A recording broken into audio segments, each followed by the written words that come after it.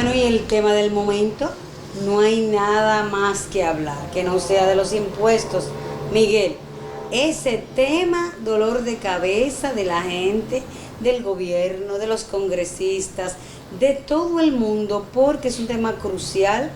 Desde inicios de la humanidad ha sido un tema crucial, difícil de entender, una obligación que la gente no asume como una obligación, como un deber. Eso todavía no se ha podido terminar de entender, Miguel.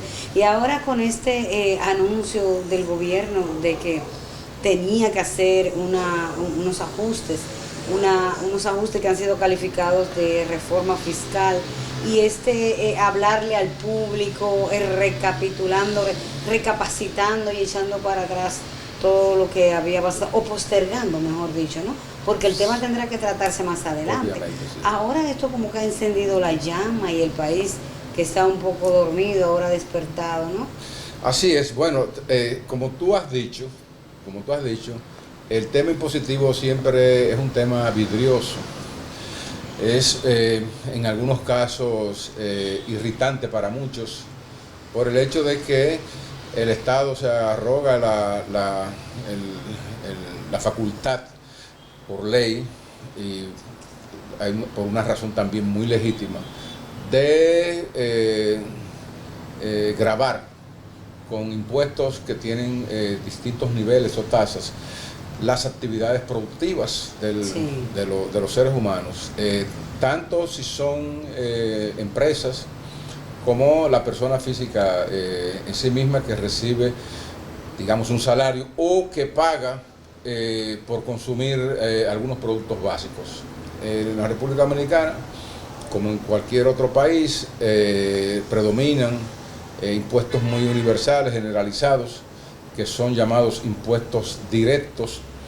Hay otros que se consideran impuestos indirectos también, que cuando tú vienes a sacar cuentas, hacer una sumatoria de todas las cosas por las que tú debes de pagar, impuestos directos o indirectos, te das cuenta de que el Estado absorbe una gran parte, un gran porcentaje de tus ingresos. Bueno, en algunos países el rechazo se hace patente y manifiesto, y a veces hasta con matices violentos, cuando tú quieres imponer incluso hasta un aumento en una tarifa de transporte. O sea, no es el gobierno que la pone, pero cuando cualquier gremio te sube las tarifas, o una empresa de servicios te sube las tarifas, hay un rechazo inmediato. Hay un rechazo inmediato. Eso no es impuesto, pero viene siendo un impuesto. Entonces, ¿qué resulta? Un agregado. Que la gente, bueno, se pone reacia a pagarlos. Ahora bien, hay naciones donde el sistema tributario está bien organizado, hay muchas compensaciones. Entonces, o sea, ¿cuál es el objeto para el Estado de poner impuestos? Bueno, es que el desarrollo de un país se financia primariamente a través de los impuestos. Eso es una regla de oro, no hay de otra. O sea, entonces, a veces los ingresos que se perciben por ahí, por los impuestos, no son suficientes, y los estados, los gobiernos tienen que apelar a préstitos o a inversiones nacionales o extranjeras que promuevan el empleo, y al gobierno le resulte menos gravosa la carga de la asistencia social, es decir, pagar pensiones, porque también el gobierno paga pensiones con eso, pagar pensiones, hacer obras, crear también empleo para el bienestar de la gente. Es decir, que en países donde, por ejemplo, el sistema tributario va acompasado con medidas de compensación, la gente lo paga tranquilamente. Sí, más conforme. Pero aquí no. Aquí los servicios todavía no han logrado ser totalmente eficientes, y por eso hay tantos gritos, Miguel, cuando hay una obra o se comenta sobre algún mal uso de esos recursos del Estado. La gente grita inmediatamente, porque es que duele que una persona que está consumiendo, que está produciendo algo, vea reducir sus ingresos, sabe que será para una obra del bien común, pero cuando ve que la persona o los grupos, las instituciones que tienen que aplicarlo correctamente, a veces le dan un uso no considerado el apropiado. Entonces la gente inmediatamente dice, ay, mis cuartos, ay, Sí, mi trabajo, mi dolor, dinero, mis impuestos. mi dinero. Entonces ese es un tema bien delicado, por eso todo el mundo está alerta, Miguel, todos los sectores, alto, bajo, mediano, porque todo el mundo tiene que asumir eso.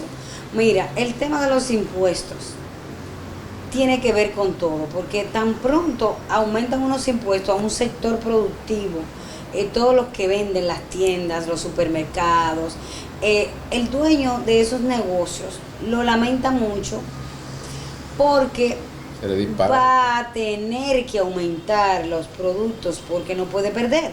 En todo negocio la regla de oro es no perder ni un centavo. Podemos no ganar, pero no podemos perder. Entonces, el dolor del sector productivo es, bueno, lamentablemente, voy a tener que aumentar los precios de los productos y la gente va a tener que salir sacrificada. Entonces, aunque todos están en el rejuego, porque se le cobra mucho también al sector alto, de la clase alta, que consume, compra mucho, produce, pero quienes van más sacrificados son los que realmente no pueden pagar eso. Los de clase media, tú entiendes, que como que no tienen mucho respiro, no tienen mucha flexibilidad para eso, porque siempre le están cobrando impuestos. Y fíjate que ese es un problema que siempre surge también cuando vienen los aumentos salariales. Sí. Hay empresas, por ejemplo, que dicen, bueno, nosotros podemos aumentar los salarios, pero sin embargo te graban los salarios. Sí. O sea que finalmente no, y a veces lo hacen con sacrificio, sacan 2 o 3 para poder hacerlo ya por ley un aumento de salario. El hecho es, Miguel, que en todos los países hay una cultura de pagar impuestos, inclusive hay... Y también hay una cultura de no pagar. De no pagar. Que es la evasión, que es la evasión, que es el no pago puro y simple, que la gente lo oculta, y el otro lado es la ilusión, es decir, que te falsifican los números y las cosas para no pagar la cantidad. Claro, mira, Miguel, nada justifica no cumplir con un deber y con una ley, pero las muchas personas, en base a que se sienten explotadas, en base a que se sienten abusadas con el cobro de los impuestos, y más cuando es compulsivo, cuando te mandan una citación a tu empresa diciéndote tienes que pagar y si no pagas te pasa esto. Entonces la gente se indigna y por eso muchos grupos tratan de acomodar los gastos, las cosas.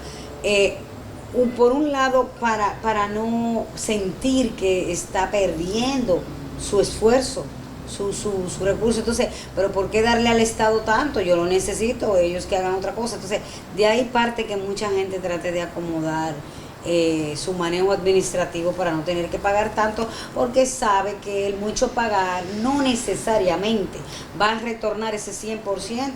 Ahora, si tú estuvieras seguro que va a retornar el 100% legal, transparente, pues la gente se conformará mejor.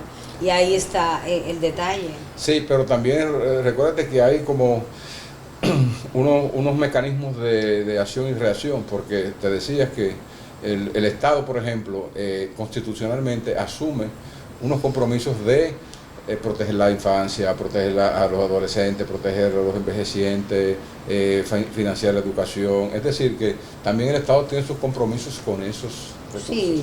Entonces, cuando en una nación, por ejemplo, el sistema de la seguridad social va absorbiendo a más personas que van a recibir dinero del Estado pero no van a trabajar, de ese dinero con el que se le va a pagar a esa persona lo pone el contribuyente. Sí, así es. Entonces, aquí en la República Dominicana, eso ha sido, como tú dijiste al principio, una discusión permanente. ¿Por qué? Porque los economistas afirman que la presión tributaria del país es muy baja en relación con otros países, es decir, que hay más impuestos en otros países. Sí. Y más presión para que pague. Ajá. Entonces, ahora, como toda esta controversia ha venido porque, como tú dijiste, el gobierno planificó colocar algunos impuestos nuevos, o sea, añadiendo más impuestos a la carga que existe con motivo de la pandemia, o sea, al producirse una parálisis de la economía, una situación trastornadora. Hay que salir hacia adelante. Entonces hay que buscar los fondos. Entonces,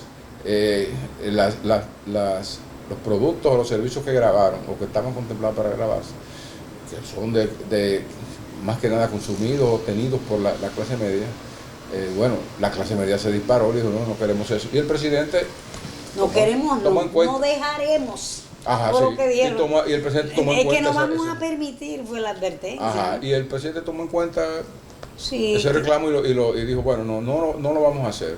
Sin embargo, vamos a convocar al Consejo Económico y Social para que analizar. Presente un proyecto de reforma fiscal, un pacto fiscal, lo menos impactante, para ver si ya en el año que viene, cuando se tenga una idea de cuáles pueden ser las medidas o cómo se conduciría ese pacto, se aplicaría en el 2022. Eso fue lo que faltó, que tal vez no era el momento adecuado para destaparse con esta noticia, sino hacerlo un poquito más sopesado, más consensuado, ir preparando a la población, porque la población no estaba preparada. No, parece golpe. Y no, parece golpe. Ir preparándolo, como que no era el momento adecuado, porque no es que no pueda hacerse, es que no era como el momento adecuado, y también debe hacerse de una manera bien pensada. Y sobre todo, Miguel, de una manera diferente, que no de ese golpe tan mortal ahí a la cabeza como da siempre. Puede ser gradual.